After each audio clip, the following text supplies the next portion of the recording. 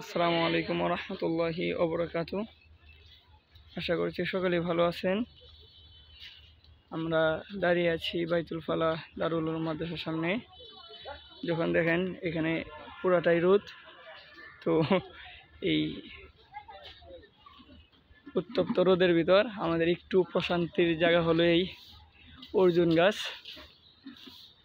যখন সব জায়গাতেই আপনার রোদে ভরপুর, তখন এই গাছটি আমাদেরকে ছায়া দেয়। আমরা এখানে বসে আড্ডা দিই, গল্প সল্প করি, অনেক ভালো লাগে। আর এটা হলো মাদ্রাসার, এটা বাথরুম, এটা বোর্ডিং রুম, এবং সামনে দিয়ে 25% মাদ্রাসার। আর এটা হলো মূল মাদ্রাসা আমাদের, এটা মূল মাদ্রাসা। আর এটা হলো মসজিদ, মসজিদের 2 তলায় এবং 4র্থ তলায় আমরা ছাত্রদেরকে দর্স দিয়ে থাকি। ইনশাল্লাহ আস্তে আস্তে মাদ্রাসা অনেক বড় হবে।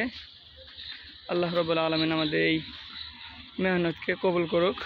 আর ওনারা হলেন মাদ্রাসার শিক্ষক আমাদের নাজম সাহেব, মঈনুত আলিমান সাহেব, দারুল কামা সাহেব, আর আমি হলাম সহকারী দারুল কামা। তো সকলেই ভালো থাকবেন। আসসালামু আলাইকুম ওয়া রাহমাতুল্লাহ।